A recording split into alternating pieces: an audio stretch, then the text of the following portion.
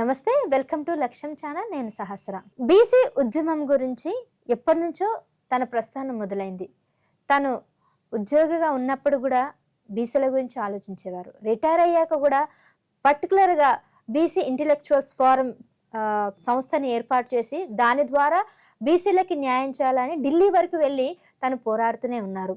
మరి తను ఎవరో కాదు, రిటైర్డ్ ఐఏఎస్ ఆఫీసర్ టి చిరంజీవులు గారు ప్రస్తుతం మనతో పాటు ఉన్నారు. మరి బీసీ ఉద్యమం కోసం తను చేస్తున్నటువంటి సేవా కార్యక్రమాలతో పాటు ఇప్పుడు బీసీ రిజర్వేషన్ పైన జరుగుతున్నటువంటి చర్చ మీద మనం చర్చిద్దాం సార్తోని. మరి 42% ఏదైతే అమలు జరుగుతుందా జరగదా, మరి దీని గురించి ఆయన ఏమంటున్నారో ఆయన అభిప్రాయాలు తెలుసుకునే ప్రయత్నం చేద్దాం. నమస్కారం సార్. నమస్కారం. ఎలా ఉన్నారు sir? Okay, fine sir. So మీరు చూస్తూనే ఉన్నారు, గత కొంతకాలంగా మన తెలంగాణలో బీసీ రిజర్వేషన్లపై కొన్ని రాజకీయంగా చర్చలు జరుగుతూనే ఉన్నాయి.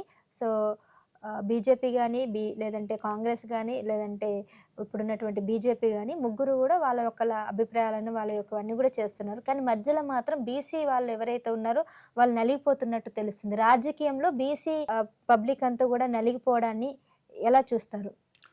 ఇప్పుడు అగ్రకుల పార్టీలు చేస్తున్నటువంటి రాజకీయ యాగంలో బీసీలు సమిధలుగా మారినలనే దాంట్లో ఎట్లాంటి సందేహం లేదు. వాస్తవానికి ఈ ఆధిపత్య కులాల చేతిలో ఉన్నటువంటి మూడు పార్టీలు, కాంగ్రెస్ కావచ్చు, బీజేపీ కావచ్చు, బీఆర్ఎస్ కావచ్చు, ఈ మూడు పార్టీలు కూడా బీసీలకు రిజర్వేషన్లు అందించాలనేటువంటి చిత్తశుద్ధితో ఉన్నటువంటి పార్టీలు కావు. కేవలం బీసీలను ఓటు బ్యాంక్గా మలుచుకొని అధికారంలోకి రావాలనేటువంటి కాంక్షతో ఉన్న పార్టీలే తప్ప వీరికి మాత్రం బీసీలకు రిజర్వేషన్లు ఇవ్వాలనేటువంటి ఆలోచన లేదు. ఉదాహరణకు మీరు తీసుకుంటే కాంగ్రెస్ పార్టీ తీసుకుందాం. కాంగ్రెస్ పార్టీ ఈ దేశాన్ని సుదీర్ఘంగా పాలించినటువంటి పార్టీ. ఈరోజు బీసీలు వెనుకబాటు పడడానికి కారణమే కాంగ్రెస్ పార్టీ. ముఖ్యంగా కాంగ్రెస్ పార్టీకి మొదటి నుంచి ఒక బీసీ విధానం అంటూ లేదు. మీరు చూసినట్టయితే కేంద్రంలో బీసీలు ఎవరు అని గుర్తించి వారికి రిజర్వేషన్లు ఇవ్వడానికి 46 సంవత్సరాలు పట్టింది. 93లో కానీ కేంద్ర ప్రభుత్వ సర్వీసులలో రిజర్వేషన్లు రాలేదు. కేంద్ర ప్రభుత్వ విద్యాలయాల్లో రిజర్వేషన్లు 2008 నుంచి అమలైనవి. అంటే ఐఐటి కానీ ఐఎం కానీ ఇట్లాంటి సంస్థలు. అంటే స్వాతంత్రం వచ్చినాక అంత సుదీర్ఘకాలం బీసీలకు రిజర్వేషన్లు రాకపోవడం, స్వాతంత్రం వచ్చిన కొత్తలో అనేకమైనటువంటి పోస్టులు క్రియేట్ అయినాయి. కొన్ని వేలల్లో లక్షలలో క్రియేట్ అయితే బీసీలు అందరూ లేకుండా పోయింది. మీరు 93 నాటికి రిజర్వేషన్లు అమలయ్యే నాటికి బీసీలలో కేంద్ర ఉద్యోగాలలో బీసీలు ఎంత శాతం రిజర్వేషన్లు ఉన్నారో అని తీస్తే 4% ఉన్నారు. మరి దేశంలో 52% జనాభా ఉన్న బీసీలు 4% అనేటువంటిది అది మరి ఎంత వివక్షతకు గురైనలో చెప్పు. అట్లనే కేంద్ర ప్రభుత్వ విద్యా సంస్థలు 2008 వరకు లేదు. సో మరి ఒకవైపు ఏమో ట్రెడిషనల్ ఆక్యుపేషన్స్, వీళ్ళ కుల వృత్తులన్నీ కూడా ధ్వంసమైనవి. ఇంకోవైపు ఆల్టర్నేటివ్ వృత్తులు రాలేదు. సో దానివల్ల ఏం జరిగింది? బీసీలు అనేటువంటి వాళ్ళు గత 78 సంవత్సరాలుగా తీవ్రంగా అణచివేతకు గురి కావడం జరిగింది. సో ఇవాళ కాంగ్రెస్ పార్టీ ప్రజా ఉద్యమాలకు తలొగ్గి కులగణన చేసి 42% రిజర్వేషన్ను 9వ షెడ్యూల్లో పెట్టాలని చెప్పి అసెంబ్లీలో బిల్లులు పాస్ చేసి ఢిల్లీకి పంపించింది. చేతులు దుర్పు. వాళ్ళకు తెలిసింది ఎట్లాగూ కేంద్రంలో బీజేపీ గవర్నమెంట్ ఉంది, వాళ్ళు అడ్డుకుంటారు. ఒకటి. ఇంకోటి ఏం చేసినారు, బీజేపీ అడ్డుకుంటుందనే ఒక సాకు చూపి జీవోలు ఇచ్చారు. ఇక్కడ ఆ జీవోలు ఇస్తే అది చెల్లవు, అది కోర్టులు కొట్టేస్తాయని మేము మొదటి నుంచి చెప్తున్నాం, అప్పుడు చెప్పినాం, ఇప్పుడు చెప్తున్నాం. సో అదే జరిగింది. సో మేము అన్నీ చేయగలిగినదంతా చేసినాం, ఇంకా ఏమీ మా చేతిలో లేదు అని మొన్న పంచాయతీ ఎన్నికలు పెట్టిండ్రు. సో ఇవాళ కాంగ్రెస్ ప్రభుత్వానికి నిజంగా చిత్తశుద్ధి ఉంటే మేము మొదటి నుంచి ఏం చెప్పినాం, మీరు 9వ షెడ్యూల్లో పెట్టించాలనే ఉద్దేశంతో బిల్లులు కేంద్రానికి పంపిండు. మీరు కేంద్రానికి ఇక్కడ అఖిలపక్ష సమావేశాలు ఏర్పాటు చేసి వాళ్ళకు ఉన్నటువంటి డౌట్స్ ఏమన్నా ఉంటే ఆ డౌట్స్ను మీరు క్లియర్ చేసి ఢిల్లీకి తీసుకెళ్ళి ప్రధానమంత్రిని కలిసి రాష్ట్రపతిని కలిసి బిల్లుల్ని పాస్ చేయించండి అంటే ఇప్పటి వరకు అఖిలపక్షం పెట్టారు. ప్రధానమంత్రిని కలవరు. ఏం మాట్లాడితే ప్రధానమంత్రి మాకు అపాయింట్మెంట్ ఇస్తలే. ఎన్నిసార్లు పోయి ఈయన ప్రధానమంత్రిని కలవలే. ఆయన అనుకున్న తక్షణమే ప్రధానమంత్రిని మొన్న తెలంగాణ రైజింగ్ అనేటువంటి దానికి ఇట్లా అడిగిండో లేదో నెక్స్ట్ డేనే ప్రధానమంత్రి అపాయింట్మెంట్ అయింది, ప్రధానమంత్రిని కలిసి వచ్చింది. కానీ బీసీల రిజర్వేషన్ మీద ఆయన అడగడు. వాస్తవం కూడా వాళ్ళు అడగరు. వాళ్ళకు అవసరం లేదు. వాళ్ళకు తెలుసు అంతరాత్మ ఏంటంటే అడిగితే ఇచ్చాడనుకో, రేపు తెల్లారి మళ్ళీ ఈ రిజర్వేషన్ వస్తే మళ్ళీ మాకు ఇబ్బంది అవుతుంది అనే ఉద్దేశంతో వీళ్ళు ఏం చేస్తారంటే రాకుండానే చూస్తారు. ఇవాళ ఉన్నటువంటి తెలంగాణ ప్రభుత్వం కూడా అట్లాంటి ప్రభుత్వమే, వాళ్ళకు ఇవ్వాలని చిత్తశుద్ధి లేదు. ఒకవేళ నిజంగానే బీజేపీ మీకు అడగంగానే అపాయింట్మెంట్ ఇస్తలేదు, మరి ఇక్కడ కూర్చొని అఖిలపక్ష సమావేశం పెట్టి ఎన్నిసార్లు అడిగినా మాకు ఇస్తలేదు, మరి ఏం చేద్దాం బీజేపీ మీద రాష్ట్రంలో ఒక బంధకాలు ఇద్దామా, కేంద్రం దగ్గరికి వెళ్ళేసి మరి పోరాటం చేద్దామా, ఒక పాలసీ ఉండాలి కదా. అట్లాంటిది ఏం లేదు. ఏదో మేము మాది అయిపోయింది, జంతర్ మంతర్ దగ్గర ధర్నా చేసినా ఇక మాకు సంబంధం లేదు. మరి వీళ్ళ అధినాయకుడు ఉన్నాడు గొప్ప ఆయన, దేశమంతా తిరుక్కుంటా 50% మేము సీలింగ్ బ్రేక్ చేస్తాము, రిజర్వేషన్లు జనాభా దామాష ప్రకారం ఇస్తామని చెప్తూ 2 సార్లు సమావేశాలు జరిగితే కూడా పార్లమెంట్లో ఒక్క క్షణం కూడా మాట్లాడినటువంటి వ్యక్తి వీళ్ళ అధినాయకుడు. అంటే వీళ్ళకి ఎంత చిత్తశుద్ధి ఉందనేది మనకు అర్థమవుతుంది. అందుకని కాంగ్రెస్లో ఆ చిత్తశుద్ధి లేదు. ఒకటి. రెండోది సార్, అయితే ఇప్పుడు మీరు ఇందాక అన్నట్టుగా పంచాయతీ ఎన్నికలకి ఇవేవి చేయకుండానే పంచాయతీ ఎన్నికలు పెట్టేస్తారన్నారు. మరి గతంలో 2019 పంచాయతీ ఎన్నికల్లో పెట్టినప్పుడు 34%ని 23% తగ్గించి చేశారు.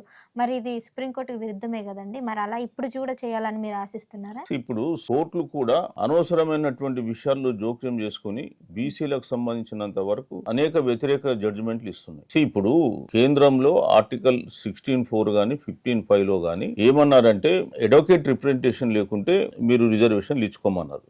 50% సీలింగ్ మించకుండా ఇవ్వద్దు, 50% సీలింగ్ దాటి అని ఎక్కడ లేదు. ఈ కోర్టులు పెట్టినటువంటి కిరికిరి 50% సీలింగ్ లోపల ఇవ్వాలన్నారు. సరే, విద్యా ఉద్యోగాలు అన్నారు. అసలు ఈ స్థానిక సంస్థల ఎన్నికలకు దీనికి సంబంధం ఏంది? ఆ స్థానిక సంస్థల ఎన్నికల్లో కూడా 2010లో Krishnamurthy versus Union of India కేసులో 50% సీలింగ్ తీసుకుని వచ్చి అమలు పరిచింది.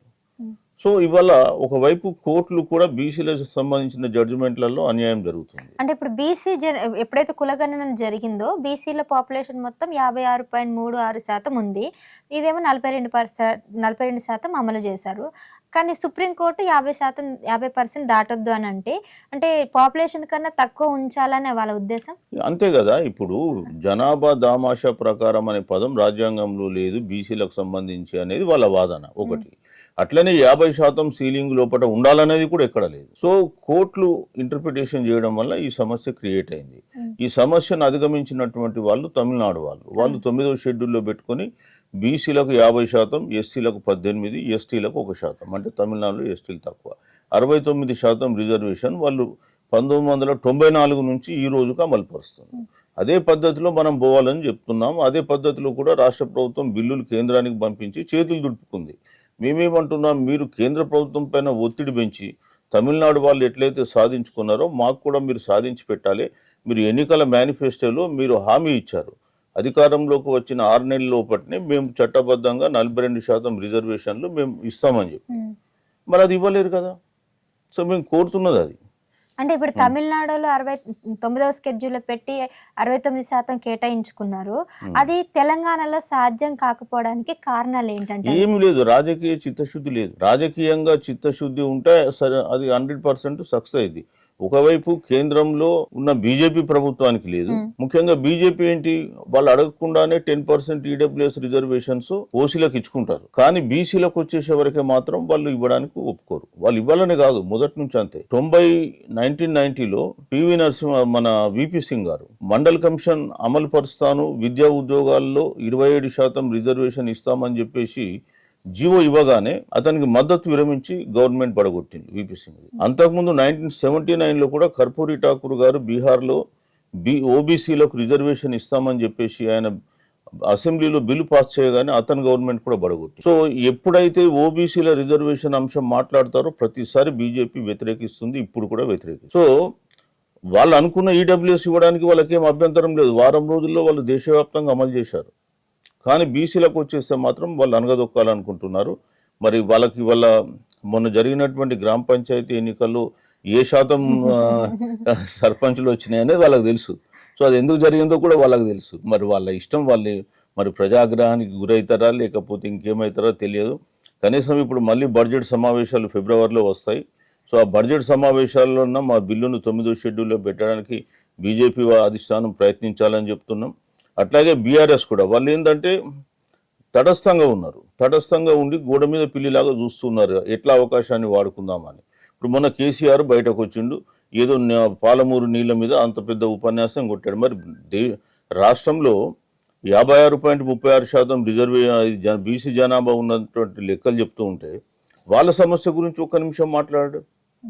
మరి ఆయనకు బీసీలు అంటే ఆ మొదటి నుంచి కూడా చులకనే. ఆయన పీరియడ్లోనే 34 నుంచి 23% పడిపోయింది. బీసీలకు మీద రిజర్వేషన్ 42% రిజర్వేషన్ మీద ఈ రోజు కూడా వాళ్ళకు స్టాండ్ లేదు. ఒక్క సమావేశం కానీ సభ కానీ ఈ రోజుకు నిర్వహించలే. సో అందుకనే బీఆర్ఎస్ కూడా ఈక్వల్లీ రెస్పాన్సిబుల్. ఇవాళ ప్రజలు బీఆర్ఎస్ కూడా మొన్న పంచాయతీ ఎన్నికల్లో ఎట్లాంటి గుణపాఠం చెప్పిందో మనం చెప్పక తప్పదు. మొన్న జరిగిన పంచాయతీ ఎన్నికల్లో సుమారు 12% ఇండిపెండెంట్లు గెలిచింది, అంటే ఏ పార్టీల మద్దతు లేకుండా. అంటే ప్రజలు ఏం కోరుకుంటున్నారు అనే విషయం మనకు స్పష్టమైంది. సో ఇవాళ 3 పార్టీలకు కూడా మేము చెప్పేది ఒకటే, మీరు రిజర్వేషన్ మీ పైన చిత్తశుద్ధిగా మీకు లేకుండా మీరు బీసీలను మోసగించి ఓటు బ్యాంక్ వాళ్ళని వాడుకుంటామంటే రాబోయే ఎన్నికల్లో మీకు ప్రజలు గుణపాఠం చెప్తారు. ఖచ్చితంగా బీసీ వాదంతో రాజకీయ పార్టీలు వస్తాయి, ఆ రాజకీయ పార్టీలు రాజ్యాధికారం చేపడతాయి. సో చూస్తున్నారు కదండి, చిరంజీవులు గారు చెప్పినట్టుగా బీసీ నాయకులు ఎవరైనా గనక రాజ్యాధికారానికి వచ్చినట్లయితే ఖచ్చితంగా దేశం ముందుకు తీసుకువెళ్ళే ఆలోచన తరపునే మేమంతా కూడా ముందుకు వెళ్తున్నాము. ఆ విధంగానే వీళ్ళు ప్రయత్నిస్తున్నారు. సో పార్టీలకు అతీతంగా ప్రయత్నిస్తున్నారు కాబట్టి కనీసం ఈసారైనా బీసీలకి అధికారం రావాలని వీరు చాలా ప్రయత్నిస్తున్నారు. మనం కూడా బీసీల కోసం వాళ్ళు చేస్తున్నటువంటి కార్యక్రమాలు అవన్నీ కూడా లక్ష్యం ఛానల్ ద్వారా మీ ముందుకు ఉంచే విధంగా మేము ప్రయత్నిస్తూనే ఉంటాం. కీప్ వాచింగ్ లక్ష్యం ఛానల్.